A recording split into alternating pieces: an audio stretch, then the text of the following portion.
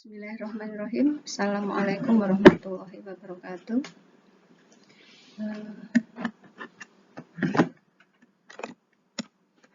Selamat pagi. Ketemu lagi dengan saya pada kuliah Kimia Organik Fisik. Pada hari ini kita sampai pada bab reaksi adisi. Jadi beberapa dari reaksi adisi ini sudah pernah dibahas di kimia organik dasar dan struktur dan reaktivitas senyawa organik. Jadi nanti ada beberapa yang akan kita bahas secara lengkap dan ada yang agak cepat karena nanti kalian bisa melihat kembali materi kuliah dari kimia organik dasar dan SRSO. Untuk reaksi adisi ini, buku yang kita gunakan adalah sebenarnya semua buku kimia organik ya, organic chemistry. Tapi di sini saya biasanya pakai yang Bruce atau bisa juga dengan McMurray ya. Hampir semua buku kimia organik itu ada reaksi adisi. Nah, di sini saya akan mencoba menggolongkan reaksi adisi ya. Ada 3 pada kuliah ini, yaitu reaksi pada karbonil, reaksi adisi pada karbonil, kemudian adisi pada senyawa karbonil tak jenuh alfa beta, kemudian reaksi adisi pada alkena. Beberapa dari reaksi ini kita tinggal mengulang ya, misalnya pada Grignard, cyanida, kemudian aldol anizaro dan intramolekular. Itu sebenarnya kita hanya mengulang. Kemudian yang adisi pada karbonil tak jenuh alfa beta ini di SRSO ada tapi hanya singkat. Nanti kita tambahkan dengan beberapa contoh reaksi juga mungkin energinya ya sedikit. Kemudian adisi alkena. Jadi sebenarnya kalau materinya itu sudah familiar, tapi di mata kuliah ini kita pengayaan ya. Jadi menambah pendalaman gitu. Yang pertama, reaksi pada karbonil itu kita bahas dulu yang menggunakan reagen Grignard ya, reagen Grignard. Kalau kita biasanya membuat simbol, misalnya alkil halida, ya, alkil halida itu biasanya kan halidanya yang negatif, alkilnya yang positif. Nah, khusus untuk Grignard, reagen Grignard, maka alkilnya itu yang bermuatan negatif yang nanti akan bereaksi sebagai sumber yang kaya elektron, kemudian MgPr-nya yang positif. Jadi ini bedanya dengan alkil halida. Jadi kalau etil bromida maka etilnya positif, tapi kalau etil magnesium bromida etilnya negatif. Jadi itu bedanya. Nah, reagen Grignard yang kita pakai itu senyawa-senyawa yang memiliki gugus karbonil, tentu saja ya, karena ini adisi pada karbonil. Nah, yang memiliki karbonil diantaranya adalah nanti ada aldehid, ada keton, dan turunan asam karboksilat, bisa ester dan yang lain-lain. Ini adalah contoh regen Grignard yang digunakan untuk sintesis alkohol. Ya, di sini untuk yang pertama itu formaldehid. Formaldehid itu tidak punya alkil, kemudian direaksikan dengan etil magnesium bromida, kemudian diasamkan, maka akan didapatkan satu propanol, yaitu berupa alkohol primer. Ini primer ya. Sedangkan jika bahannya adalah aldehid, misalnya ini propanal, maka jika misalnya dicontohkan di sini propanal direaksikan dengan metil magnesium bromida, maka hasilnya akan menjadi 2-butanol atau sekunder alkohol. Ini misalkan dibalik juga boleh ya, dibalik itu misalnya R-nya ditukar. Jadi misalnya metanal, etanal, salah. Ini asetaldehid direaksikan dengan etil magnesium bromida. Nah, kira-kira nanti hasilnya sama tidak? Jadi bisa dicoba ya, bisa dicoba. Jadi nukleofilnya etil, kemudian etilnya menyerang C-karbonil. Nanti kira-kira apakah hasilnya sama? Silahkan dicoba. Kemudian berikutnya kita pakai keton. Jadi yang pertama formaldehid itu hasilnya alkohol primer. Kemudian jika kita pakai aldehid itu hasilnya alkohol sekunder. Sedangkan jika kita pakai keton maka hasilnya adalah berupa alkohol tersier. Nah, ini kalian juga bisa cek apakah cara untuk mensintesis 3-metil 3-butanol itu hanya dengan cara ini atau bisakah kita tukar. Misalnya etil dengan metil kita tukar atau etil ditukar dengan propil. Nah, kalian cek nanti reaksinya apakah hasilnya akan sama. Oke, berikutnya sekarang mekanisme reaksi.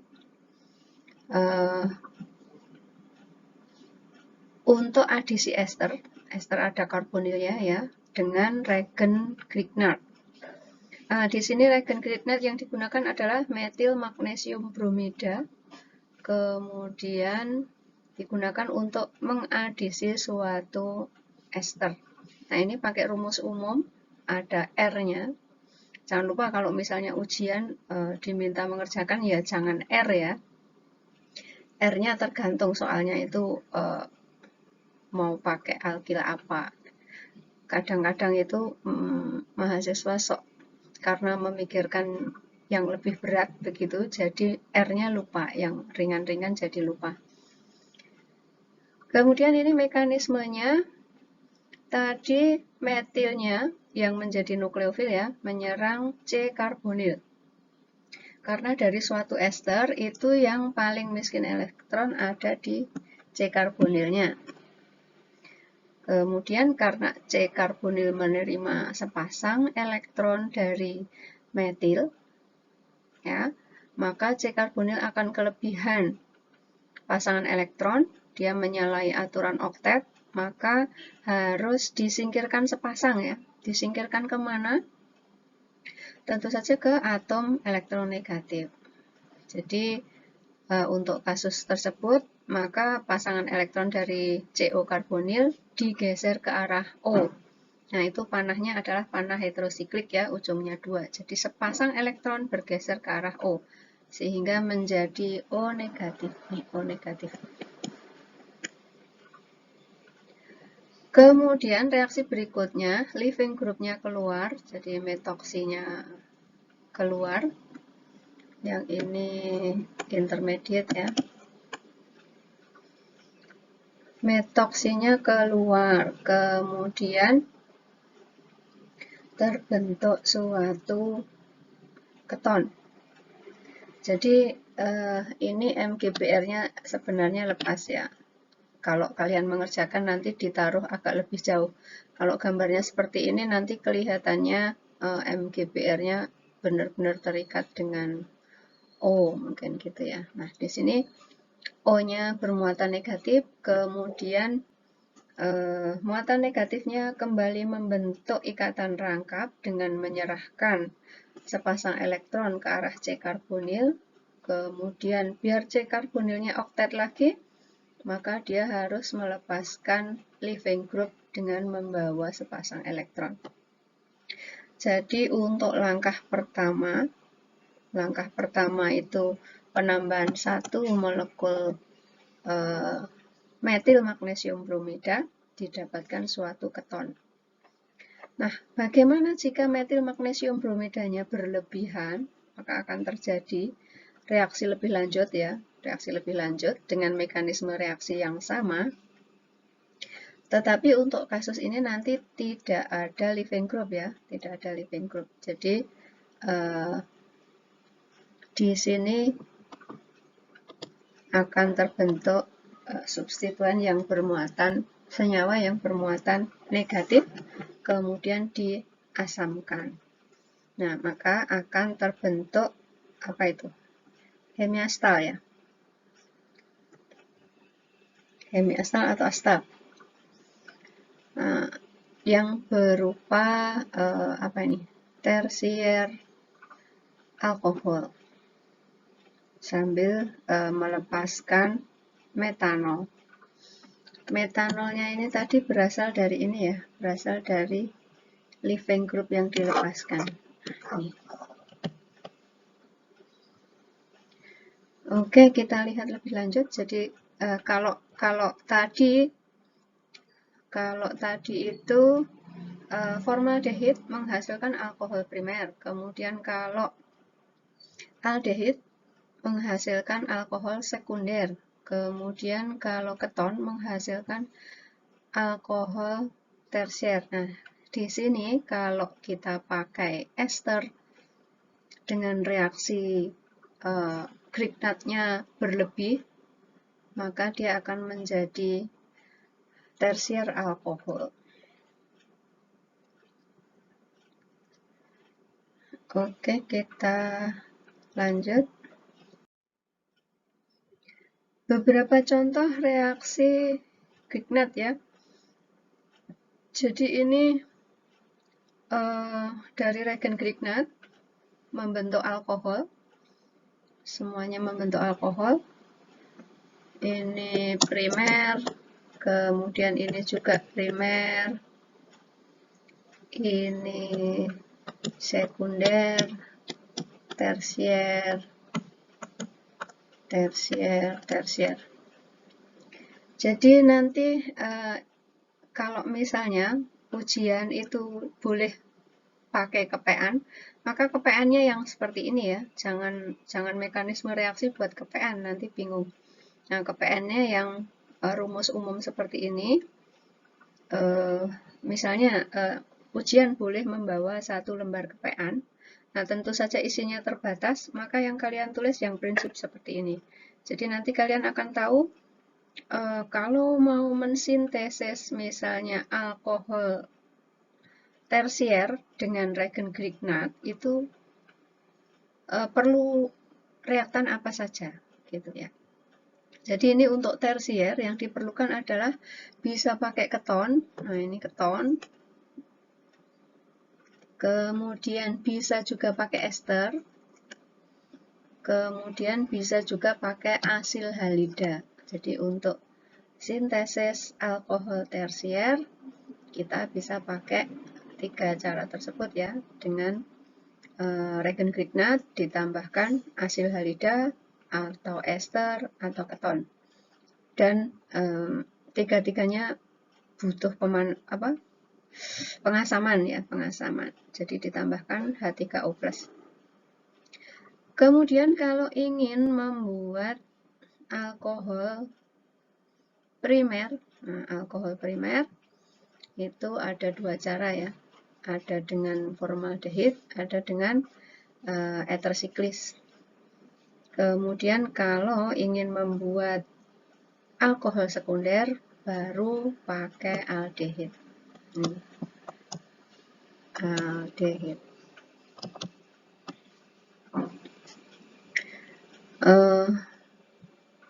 Agar lebih memahami, kalian bisa mencoba mekanisme reaksi dari masing-masing pereaksi ini ya. Bisa dicoba reaksi Grignard dengan asil halida, atau dengan ester, atau dengan keton. Dicoba satu-satu ya. R-nya kalian coba sendiri. Boleh pakai sesukanya. Soalnya kalau belajar kimia organik tapi tidak mau coba-coba, tidak mau pegang pulpen, ya nanti susah ya. Karena susah untuk dihafal. Jadi yang pengen dimengerti bukan hanya wanita ya. Kimia organik itu juga pengen dimengerti. Jadi mari kita mengerti kimia organik dengan banyak latihan. Oke, berikutnya adisi karbonil menggunakan hidrogen sianida. Di sini yang dibuat nanti adalah bahannya keton, yang diadisi adalah keton, kemudian pakai hidrogen sianida. Hasilnya berupa alkohol, aseton sianohidrin. Ada gugus hidroksi di situ. Sianida yang ditambahkan juga berlebihan ya, Mekanisme reaksinya sama ya, secara umum mekanisme reaksinya sama. Nukleofil itu menyerang C-karbonil, kemudian dilanjutkan dengan pengasaman, kemudian hasil akhirnya berupa substituen yang memiliki gugus hidroksi. Senyawa yang memiliki gugus hidroksi.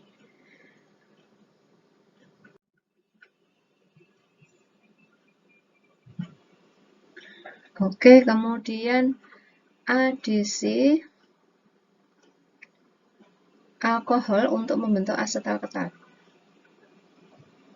Jadi yang tadi itu bukan hemiastal ya. Ternyata karena tadi R-nya 2. Kemudian kalau yang ini bahannya bisa aldehid dan bisa keton. Kalau aldehid nanti hasil akhirnya berupa asetal, kalau keton hasil akhirnya berupa ketal. Mekanisme reaksi, kalau tadi nukleofilnya adalah substansi yang bermuatan negatif, nah ini tidak ada yang bermuatan negatif, maka kita pakai heteroatom ya. Di sini nukleofilnya adalah metanol, senyawa netral ya, tapi dia punya heteroatom di sini. Punya heteroatom dan punya lone pair elektron. Di sini ada 2 pasang elektron bebas. Ini akan menyerang C-karbonil. Jadi mekanisme reaksinya sama saja. Panahnya kurang lentik ya. Ke arah O. Jadi di sini pengasamannya pakai asam klorida, asam kuat. Kemudian nukleofilnya pakai metanol. Jika 1 molekul metanol masuk, maka akan didapatkan hemiastal. Hemiastal itu karbon yang mengikat alkil, kemudian ether OR, kemudian OH dan hidrogen. Jadi masih ada satu gugus hidrogen yang bisa disubstitusi menggunakan metanol. Jadi kalau kita tambahkan metanol berlebih ya, maka gugus hidroksi akan diganti dengan gugus metoksi, sehingga akan terbentuk suatu asetal. Nah, kalau hemiasetal itu senyawa kiral, kalau asetal itu di sini akiral. Gitu ya. Kemudian kalau kita pakai keton dengan reaksi yang sama, maka akan didapatkan hemiketal dan ketal. Bedanya kalau yang namanya hemi itu masih ada hidrogennya, hemiasetal. Hemiasetal ada hidrogen. Bedanya dengan hemiketal apa? Jadi di sini kalau ketal itu karena bahannya keton, jadi dia tidak punya hidrogen. Hemiketal dan ketal itu tidak punya hidrogen. Sedangkan hemiastal dan astal punya hidrogen karena bahannya adalah aldehid. Jadi di sini reaksinya harus menggunakan reaksi yang berlebihan ya, berlebihan. Oke. Ini mekanisme dengan katalis asam. Mekanisme dengan katalis asam itu selalu diawali dengan protonasi. Jadi di sini protonasi. Di mana H positif dari asam itu menempel di O karbonil. Ya, di O karbonil, sehingga O karbonil bermuatan positif, maka akan dinetralkan dengan pasangan elektron dari ikatan rangkap CO karbonil. Dengan demikian, maka nanti C karbonilnya menjadi lebih positif, sehingga dia akan rentan terhadap serangan nukleofil. Jadi nukleofilnya menyerang di C karbonil. Kemudian sampai sini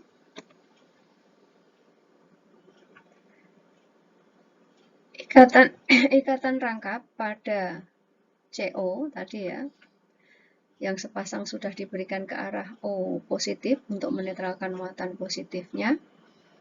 Kemudian metanol yang masuk karena dia menyumbangkan sepasang elektron, maka dia kehilangan pasangan elektron, jadi dia bermuatan positif.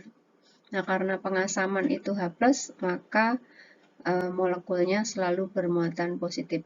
Jangan lupa selalu ngecek ikatannya sudah oktet belum, kemudian jumlah muatan ya. Sebelum dan sesudah reaksi harus sama.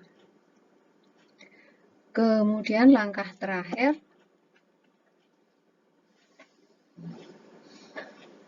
nih, ditambahkan asam ya, ditambahkan asam, kemudian terjadi dehidrasi. Jadi ini molekul air dilepaskan kembali, molekul air dilepaskan kembali. Kemudian terjadi lagi reaksi lebih lanjut, yaitu penambahan nukleofil lagi. Di sini metanol lagi ya, karena tadi berlebih. Kemudian pada akhir reaksi didapatkan suatu ketal.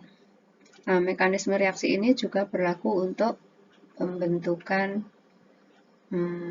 asetal ya. Jadi tinggal mengganti R-nya ini dengan H kalau itu pembentukan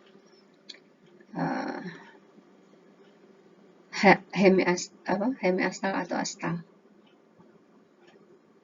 Oke, nah yang seperti ini mekanisme reaksi yang kelihatannya panjang ini sebenarnya sederhana dan akan bisa lebih dipahami jika banyak latihan ya. Sekali lagi harus banyak latihan.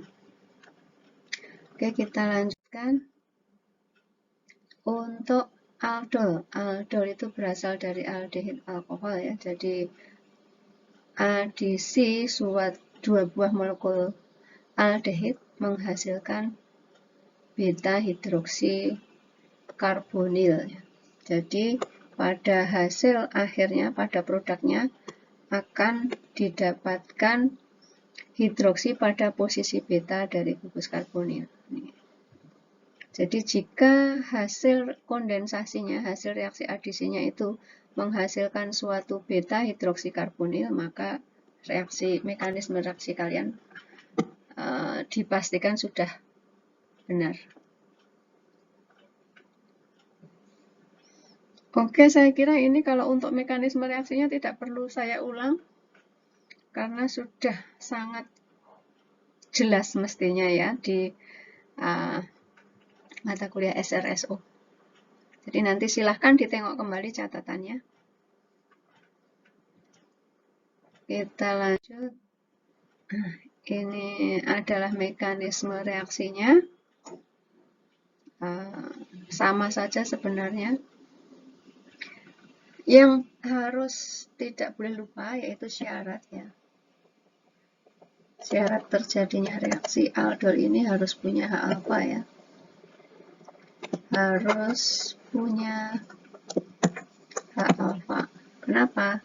Agar bisa membentuk nukleofil. Jadi nukleofilnya itu adalah suatu aldehid atau keton yang melepaskan H alfa. Kemudian terjadi reaksi adisi pada karbonil sehingga didapatkan suatu produk beta hidroksi aldehid.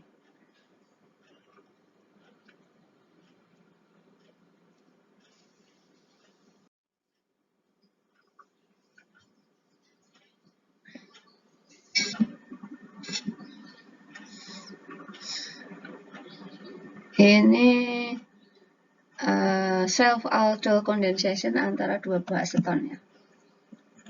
Self-aldol condensation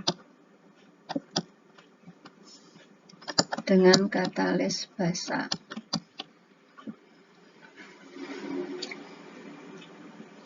Hasilnya ini hidroksinya pada posisi beta.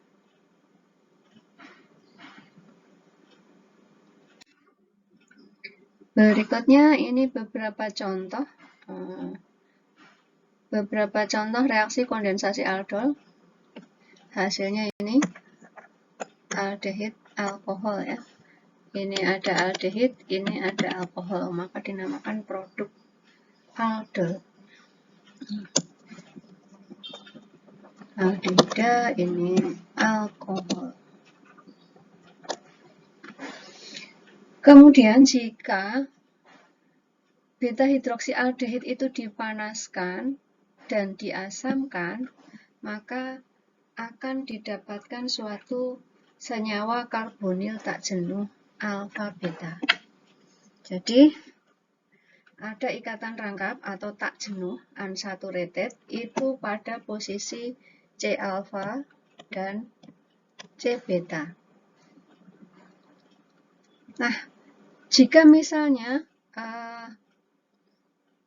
produk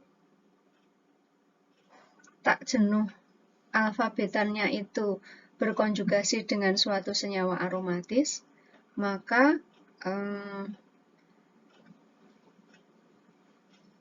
dehidrasinya itu nanti akan berjalan spontan ya, akan berjalan spontan.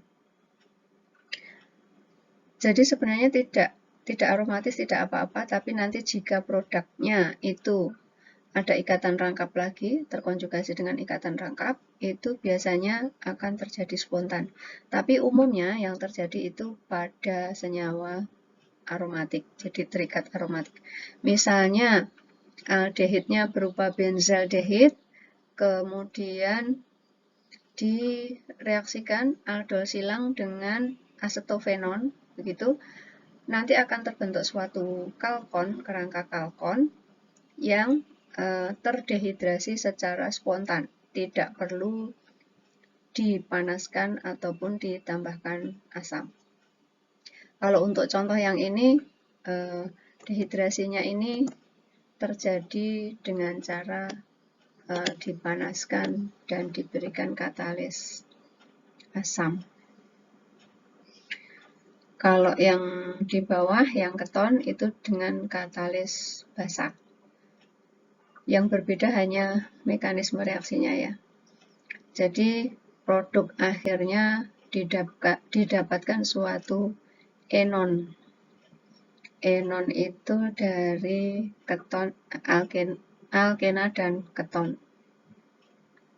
Jadi ini adalah produk dehidrasi, itu karbonil tak jenuh alfa beta. Ikatan rangkapnya terletak pada C alfa dan C beta. Mekanisme reaksinya mestinya masih ingat. Nah,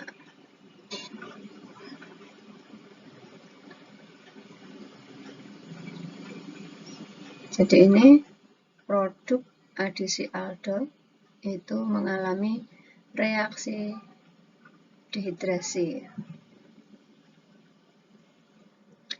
Perlu diperhatikan juga panahnya ya, panahnya. Kalau untuk membentuk beta hidroksialdehid itu panahnya masih berkesetimbangan. Tolong diperhatikan panahnya, ini berkesetimbangan. Sedangkan panah untuk dehidrasi, nah ini, itu panahnya searah. Jadi jika sudah terjadi dehidrasi tidak akan kembali membentuk beta hidroksiketon. Jangan lupa kalau mengerjakan soal panahnya harus teliti ya. Mana yang panah reversibel, mana yang irreversibel.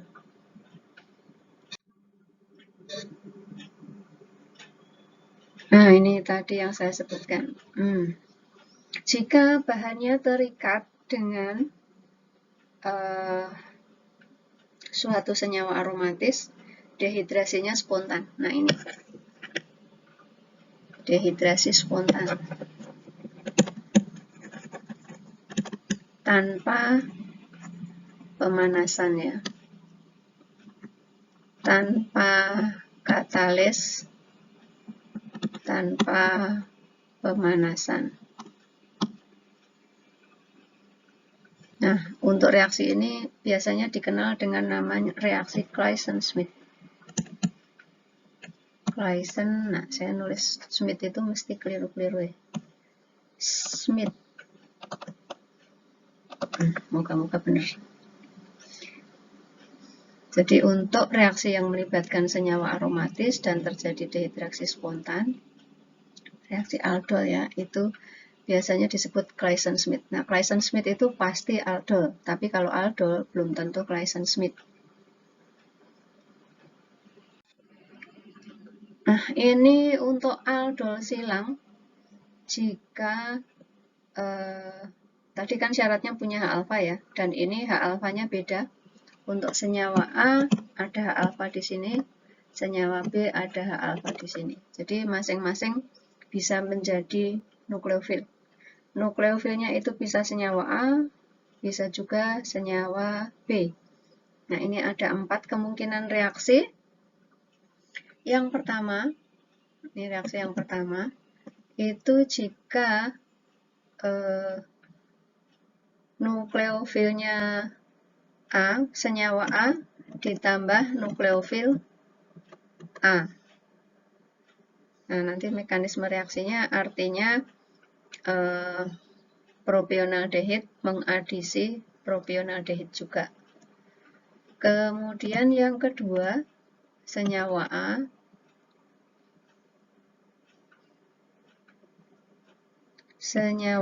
ditambah nukleofil, nukleofilnya adalah senyawa B. Jadi asetaldehid menyerang propionaldehid. Nukleofilnya yang B atau asetaldehid. Kemungkinan yang ketiga adalah senyawa B, kemudian nukleofilnya yang menyerang adalah A. Kemudian kemungkinan yang keempat, senyawa B ditambah nukleofil B. Nah, ini biar paham, mestinya dicoba satu-satu dan hasilnya baiknya sama seperti di PPT ya. Oke, baik, kita lanjut.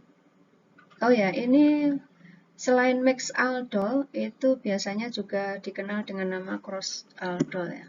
Sama.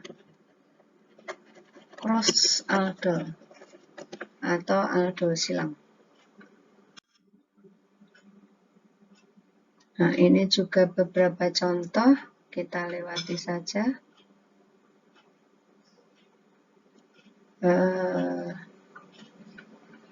Ini sebentar sebelum dilewati ya. Nah, ini salah satunya benzaldehid, ada aromatisnya. Maka ini dehidrasinya juga spontan. Kenapa spontan? Karena pada produk itu terbentuk ikatan rangkap terkonjugasi. Ini ada rangkap, tunggal, kemudian rangkap, tunggal, dan seterusnya. Nah, kenapa spontan? Karena produknya stabil ya. Jadi produknya stabil, maka akan terbentuk lebih mudah.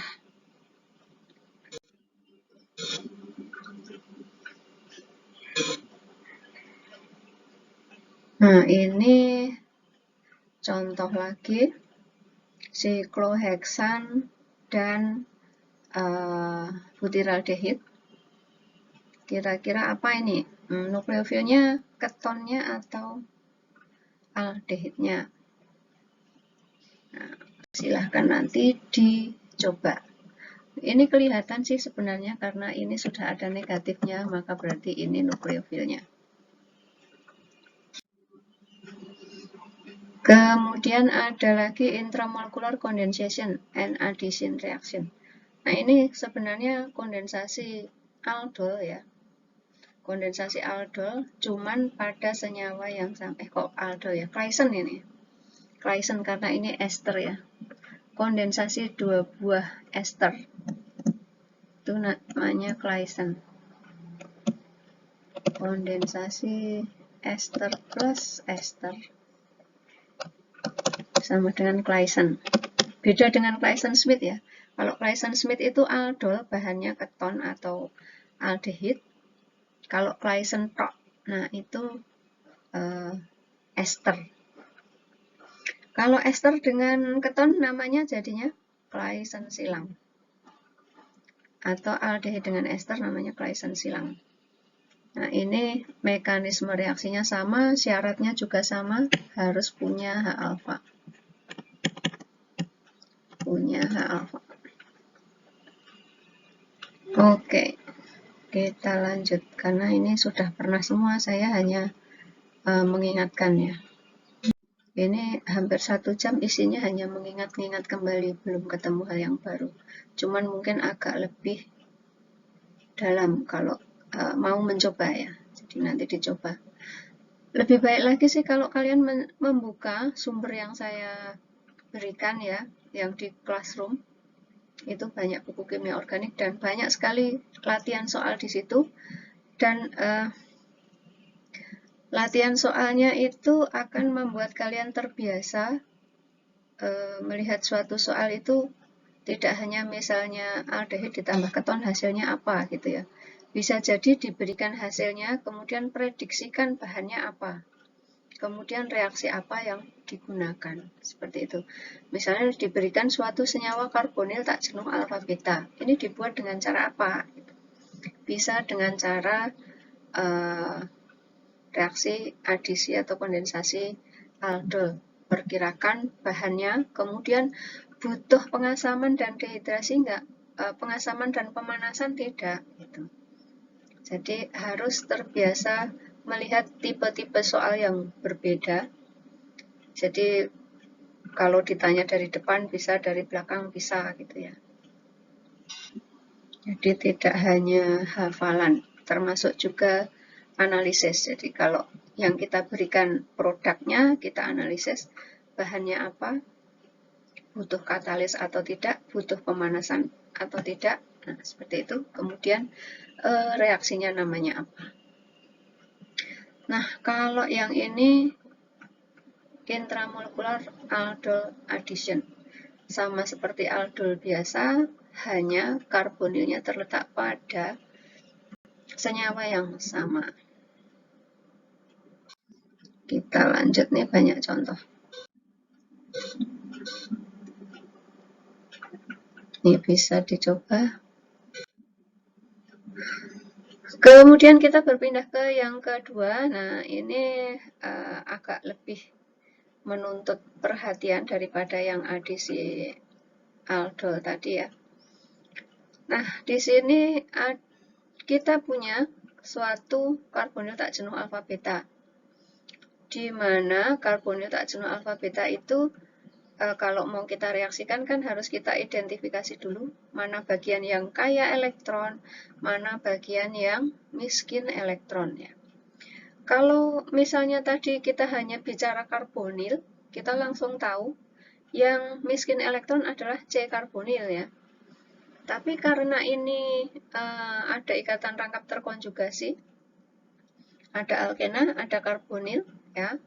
Itu maka bagian yang miskin elektron itu ada dua. Ini yang pertama pada C karbonil.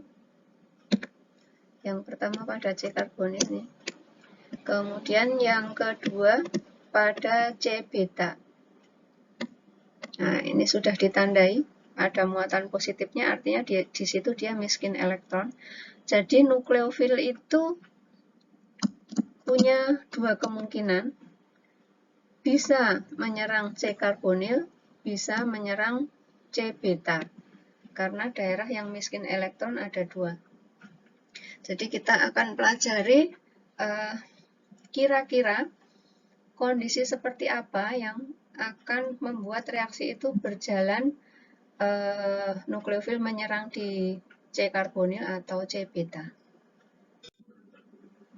Nah, yang pertama, jika nukleofil menyerang C karbonil, maka biasanya disebut dengan direct addition atau adisi langsung atau adisi sederhana.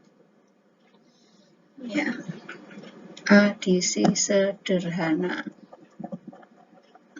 Kemudian itu ada nomor 1 dan nomor 2, maka ini bisa juga disebut dengan adisi 1, 2. Jadi nukleofilnya menyerang C karbonil, kemudian O-nya jadi negatif, lalu diasamkan, sehingga produk akhirnya akan oksigen karbonilnya menjadi gugus hidroksi. Sedangkan yang ini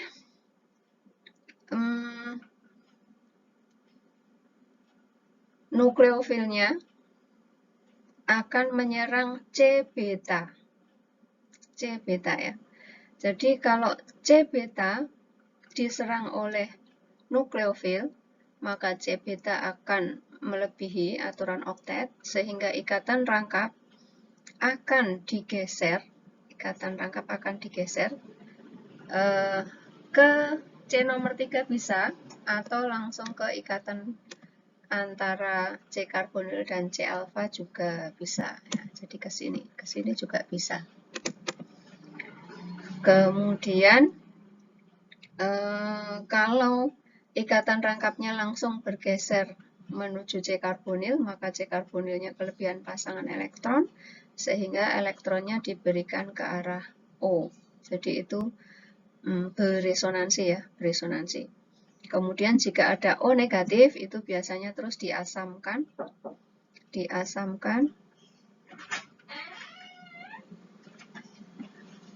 Lalu terbentuklah hasilnya berupa tautomer. Tautomernya bisa dalam bentuk keto, bisa dalam bentuk enol. Bentuk keto itu ada gugus karbonil, kemudian kalau bentuk enol ada alkena, ada alkohol. Jadi itu tautomer. Kemudian perhatikan panahnya ya. Nah, ini panahnya.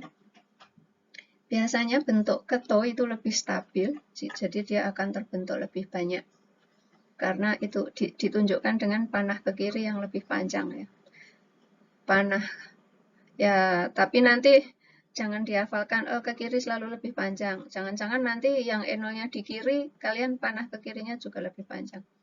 Jadi panah lebih panjangnya ke arah bentuk keto. Tidak perlu dihafal ke kiri atau ke kanan, tapi di mana ketonya ya itu yang lebih banyak. Nah, ini dinamakan adisi konjugasi. Atau karena ini ada nomornya ya, ada nomor 1 dan nomor 4, maka ini biasa juga disebut dengan adisi 1,4. Nah, nanti tinggal kita pelajari kapankah suatu reaksi itu terjadi adisi sederhana atau adisi konjugasi ya, direct addition or conjugate addition. Kondisi apa yang akan memenuhi dua reaksi tersebut? Jadi bisa dilihat dari nukleofilnya, bisa juga dari substratnya. Oke, biasanya itu kondisi yang paling penting itu adalah nukleofil ya, nukleofil kuat atau nukleofil lemah gitu. Atau bisa juga nukleofilnya itu bulky atau tidak. Nukleofilnya gede atau kecil. Kalau gede dia suka menyerang kemana, kalau kecil dia suka menyerang kemana. Contoh, salah satu contoh adisi pada senyawa karbonil tak jenuh alfa beta itu adalah adisi Michael. Adisi Michael ya. Jadi ada substrat yang berupa karbonil tak jenuh alfa beta, kemudian ada nukleofil dan asam. Hidrolisis asam ya. Hasilnya kemungkinan ada dua, yaitu direct addition dan conjugate addition. Nah, nanti yang terjadi direct atau conjugate itu tergantung dari nukleofil atau ininya, bulky-nya substrat atau kekuatan nukleofil. Nanti ada contoh-contohnya. Misalnya ini. Jadi biasanya untuk adisi Michael itu nukleofilnya besar ya. Nukleofilnya besar. Jadi di sini contohnya ada beta diester atau beta diketon. Jadi nanti misalnya ada suatu senyawa karbonil tak jenuh alfa beta, maka kalian harus langsung berpikir, wah ini adisinya bisa adisi 1,2, bisa adisi 1,4. Kemudian lihat nukleofilnya. Kalau nukleofilnya besar, ini ya nukleofilnya besar, bulky kan ini. Nah, maka dia akan terjadi adisi konjugasi atau 1,4. Ngertinya terjadi adisi 1,4 bagaimana? Ya kita lihat hasilnya ya. Karena ini yang di blok kuning itu nukleofilnya masuk ke C beta. Nah, ini kan C beta. Mekanisme reaksinya ya seperti biasalah. Basa menangkap H alfa di sini H alfa, sehingga beta diester melepaskan satu proton sehingga dia bisa menjadi nukleofil dengan melepaskan proton tadi. Nah, setelah dia menjadi bermuatan negatif, maka kalau di sini CH- gitu langsung menyerang ke arah C beta. Ini kayaknya ada mekanismenya. Nah, ini mekanismenya ya. Yang pertama pembentukan nukleofil.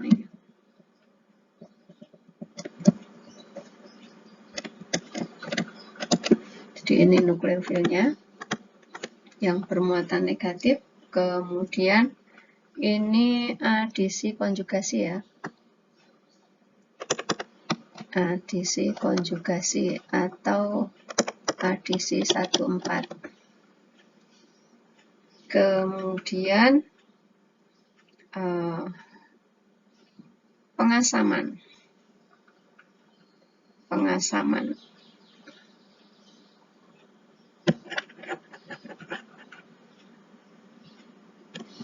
Nah, di sini terjadi bentuk keto. Tadi bisa bentuk keto, bisa bentuk enol ya, tapi yang lebih stabil adalah yang bentuk keto. Nah, kalau melihat mekanisme reaksi seperti ini, kalau belajar, biar tidak hanya menghafal, jadi belajarnya jangan sambil tiduran gitu, tapi duduk, pegang pulpen sama kertas, kemudian kalian tulis contoh mekanisme reaksi di sini. Karena kadang-kadang bayangke mekanisme reaksi walaupun sudah di sini sudah ada panahnya ya, kalian akan lebih memahami kalau sambil ditulis sendiri. Terutama jika kalian tangannya sudah otomatis, panahnya kemana dulu. Pergeseran elektron yang bergerak itu awalnya dari mana, kemana, terus kemudian panah mana lagi yang bergerak. Kalau misalkan kita hanya melihat PPT seperti ini, produk akhir, jadi kurang memahami kalau tidak dicoba. Jadi silahkan banyak-banyak mencoba reaksi. Ini ada juga contoh reaksi yang bisa dicoba ditulis ulang dan dipahami. Kemudian Robinson annulation. Annulation itu penambahan cincin. Nah, ini kelihatannya reaksinya panjang dan sulit, gitu ya. Ada di sini karbonil tak jenuh alfa beta. Alfa beta unsaturated. Ya, karbonil tak jenuh alfa beta. Kemudian ada keton. Nah, ini reaksi yang butuh analisis seperti ini ya. Ada keton, ada karbonil tak jenuh alfa beta. Mana nukleofilnya? Mana elektrofilnya? Nah, jadi yang pertama ini mestinya adalah adisi Michael ya, karena ada karbonil tak jenuh alfa beta, di mana nukleofilnya syaratnya punya H alfa. Jadi sikloheksanonnya ini akan menjadi nukleofil. Ya, akan menjadi nukleofil. Kemudian terjadi adisi Michael. Adisi Michaelnya yang direct atau yang conjugate. Nah, kalau soalnya sudah ada isinya seperti ini, sudah ada isinya ya, ada jawabannya seperti ini, kita akan sangat terbantu. Jadi kita bisa ngerti, wah ini ternyata adisi 1,4 gitu ya, karena ini sikloheksannya nempel di C beta, artinya ini adalah adisi 1,4. Kalau tidak ada produknya, tidak ada gambar produk yang ini, maka mikirnya double. Harus analisis dulu, ini adisi 1,2 atau adisi 1,4 gitu. Jadi jika langkah pertama salah, ya berikutnya akan salah semua. Nah, ini yang terjadi adalah adisi Michael. Biasanya kalau adisi Michael itu akan lebih banyak yang 1,4 ya. Jadi ini terjadi adisi 1,4. Nah, kemudian produknya kita lihat, ini adalah keton ya. Ini keton, yang ini juga keton.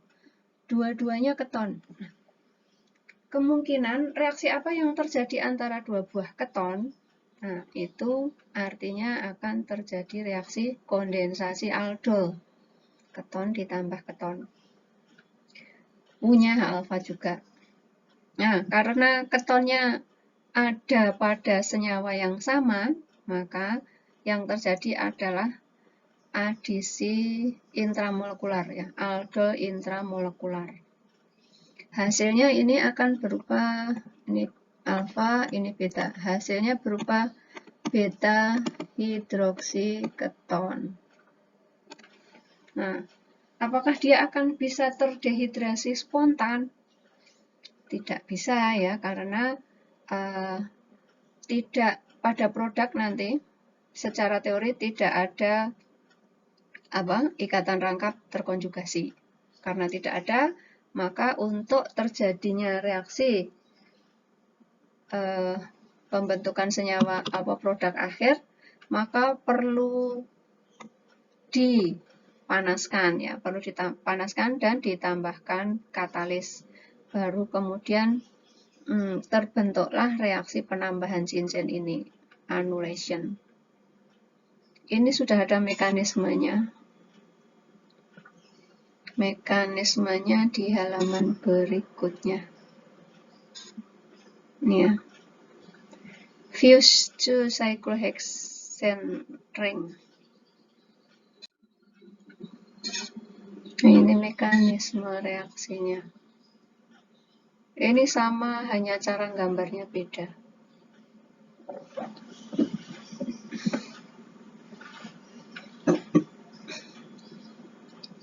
Oke, kita lanjut berikutnya.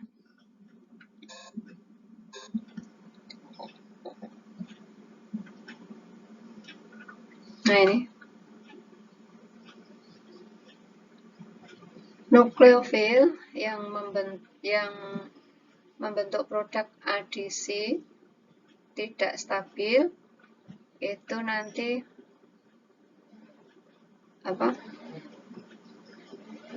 tidak reversible ya, tidak reversible.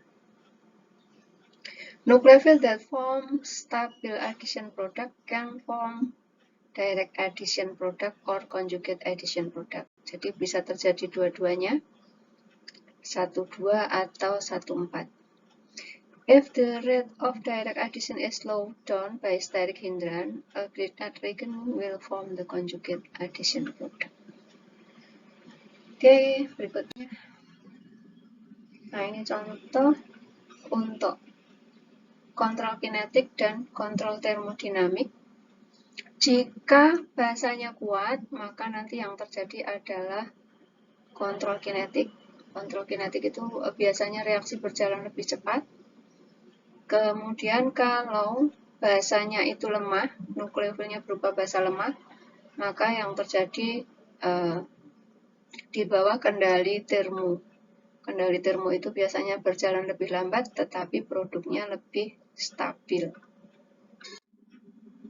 Jadi di sini kita nanti akan perlu mengenali nukleofil kuat itu seperti apa, nukleofil lemah seperti apa. Nah, kalau kita sudah tahu nukleofil lemah dan kuat, maka kita akan tahu juga reaksinya nanti akan ikut adisi 1,2 atau ikut adisi 1,4. Ini beberapa contoh penggunaan strong base ya.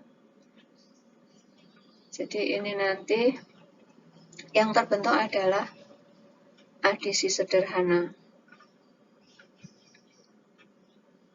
atau adisi 1,4, direct addition. Nah, ini reaksinya adalah NaBH4, natrium borohidrit. Nah, karena borohidrit, maka yang menjadi nukleofil nanti adalah H negatif ya. H negatif, kemudian terjadi adisi 1,2 gini, maka nanti akan terbentuk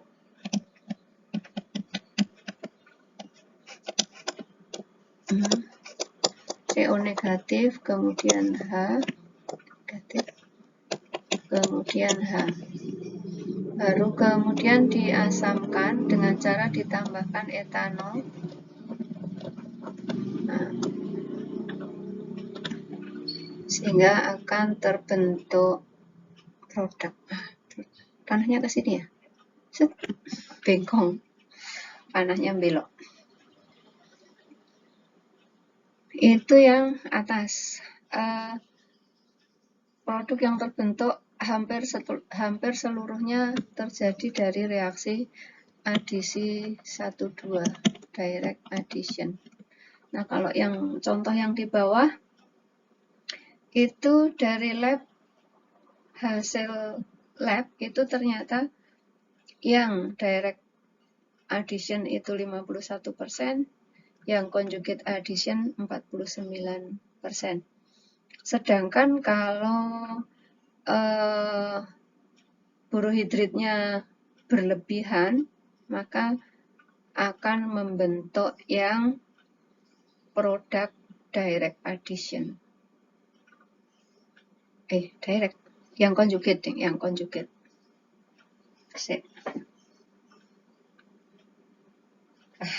Tidak berkacamata ya. Ralat.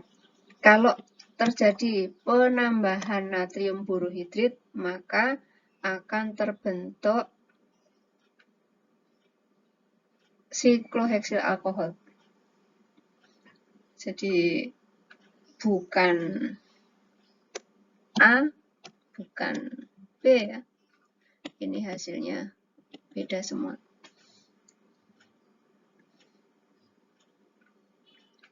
Jadi kalian bisa coba produk C itu terbentuk dari mana? Natrium borohidritnya itu menyerang produk A atau produk B atau malah dua-duanya. Ya. Jadi bisa dicoba. Oke, berikutnya beberapa contoh. Kalau tadi penggunaan basa kuat, kalau ini penggunaan basa lemah. Nah, ini yang terjadi adalah adisi konjugasi ya. Jadi di sini BR itu di sini walaupun tulisannya hanya kecil BR, tapi dia jari-jarinya besar ya. Di halida FCl BRI, BR-nya agak bawah. Berarti dia jari-jarinya besar mestinya. Sehingga dia menyerang di C beta. BR min. Ini menyerang di C beta. Kemudian seperti ini. Lalu butuh diasamkan. Butuh diasamkan tidak? Mestinya tidak ya, karena nanti O negatif, kemudian O negatifnya kembali membentuk ikatan rangkap. Atau ini reaksi substitusi? Jadi ini contoh reaksi adisi konjugasi. Yang ini N-nya ya menyerang ke sana. Mekanisme reaksinya kalian cocokkan dengan yang di depan tadi ya. Cobalah untuk semua contoh reaksi. Berikutnya adalah adisi nukleofilik pada senyawa karbonil tak jenuh alfa beta. Yang di atas ini adalah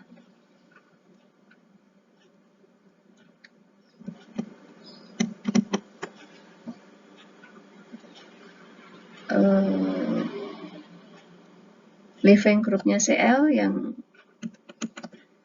di bawah. Jadi bedanya dari dua ini apa? Yang atas itu adisi, kemudian eliminasi, ada melepaskan Cl- ya kalau di atas. Karena Cl itu leaving group yang bagus. Kalau yang di bawah itu adisi 1,4, yang di atas itu adisi 12. Nah, ini perlu kalian buat catatan. Kenapa kok yang atas itu adisinya langsung, direct addition, sedangkan yang di bawah itu adisi konjugasi.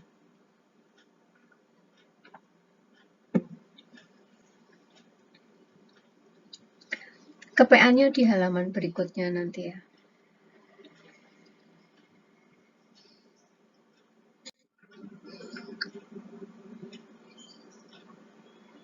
Ini contoh untuk katalis enzim. Biasanya yang pakai enzim ini nanti dibahas lebih lanjut di biokimia. Ini hanya contoh saja untuk pengayaan.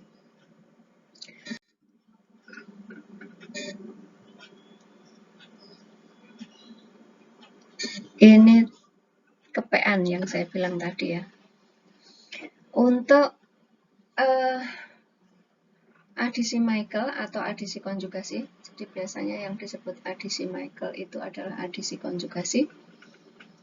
Nukleofilnya biasanya berupa sianida, sulfida, kemudian organokuprat, amina, dan halida.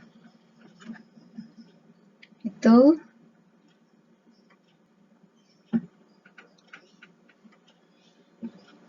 jadi ini termasuk nukleofil kuat. Nukleofil lemah, weak itu ya. Weak nukleofil, bulky strong nukleofil. Ini nukleofil kuat yang ada halida kok. Halida itu termasuk nukleofil kuat. Jadi kalau nukleofilnya kuat terjadinya adisi Michael.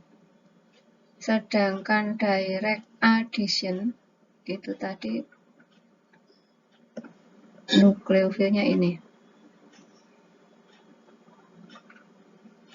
Nah, jadi tinggal kalian harus tahu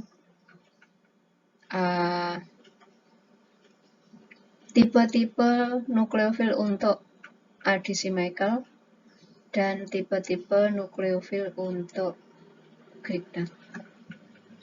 Nah, ini kalau hanya mendengarkan dan gatek ke PPT ini nampaknya kurang afdol ya, jadi mestinya ada latihan biar ada buktinya kalau kalian sudah menyimak PPT ini.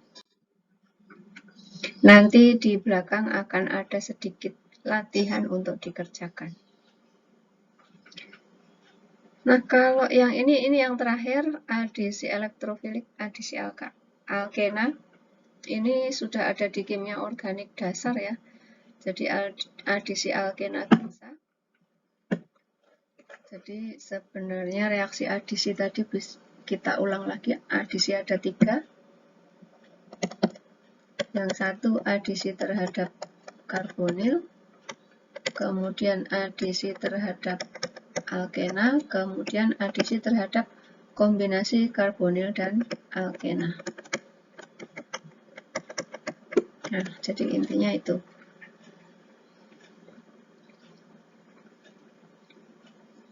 Ini sudah ada di kimia organik dasar sehingga saya hanya contohkan sedikit. Ya, biasanya pakai Markovnikov ya. Ini contohnya saya kira tidak perlu saya bahas lebih lanjut. Mekanisme reaksinya ya seperti biasalah ya. Nah, ini juga ada contoh. Ada 2-metilpropen ditambahkan dengan asam halida. Kemungkinan terbentuknya adalah tersier butil atau isobutil. Nah, ini kira-kira mana yang akan terbentuk berlimpah atau produk mayor dan mana yang kemungkinan terjadinya itu sangat susah gitu ya. Nah, mestinya kalau mengikuti Markovnikov kalau tidak salah bunyinya, hidrogen akan masuk ke hidrogen yang lebih banyak gitu ya. Di sini tidak ada hidrogen. Hidrogen ini masuk ke CH2 yang memiliki hidrogen lebih banyak. Jadi kemungkinan karbokationnya ada 2. Ini CH3 plusnya di sini, atau CH3, CH2 plusnya di sini. Kalau ini karbokation primer, yang ini karbokation tersier. Yang ini lebih stabil, sehingga seharusnya yang lebih banyak produknya itu adalah yang tersier butil. What is the product? Produknya yang mana?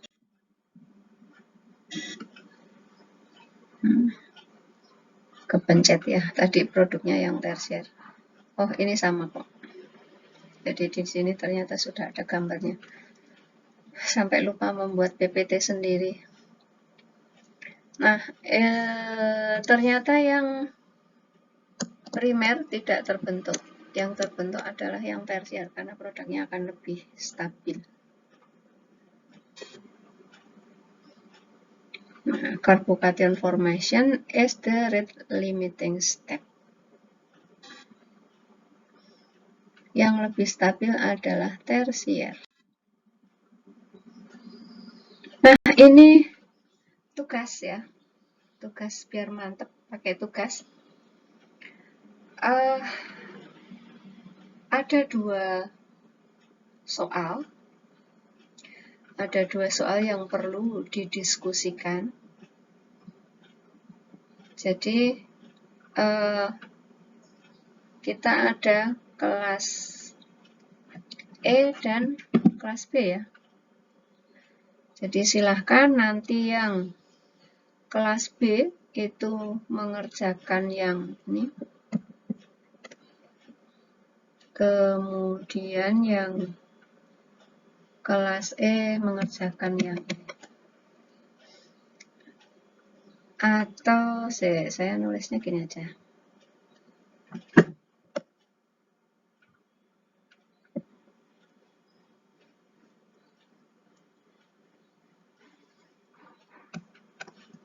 Kelas B yang nomor 1, kelas E yang nomor 2.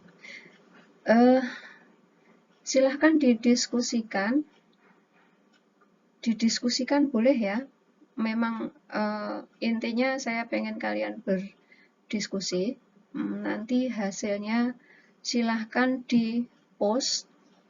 Silahkan hasilnya di-post di Google Classroom.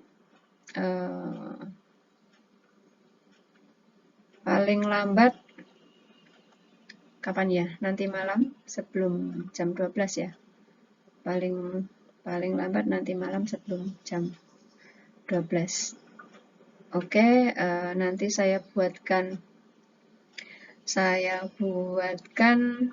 tugas di Classroom biar kalian bisa mengupload. Jadi soalnya sama, dikerjakan untuk masing-masing mahasiswa. Sebenarnya saya minta diskusi itu biar belajar bareng ya. Jadi maksud saya jangan sampai yang mengerjakan hanya 1 orang, terus kemudian semuanya upload gitu. Jadi untuk nanti semuanya upload. Semuanya hanya tinggal nunut upload dari yang dikerjakan 1 orang. Jadi yang jelas ini soalnya nanti lebih detail untuk tugasnya saya tuliskan di Classroom. Begitu saja saya rasa untuk kuliah pada hari ini. Dan misalnya nanti ada pertanyaan, silahkan ditulis di Classroom ya. Silahkan dituliskan di Classroom khusus untuk materi ini. Terima kasih. Sampai jumpa di materi berikutnya. Assalamualaikum warahmatullahi wabarakatuh.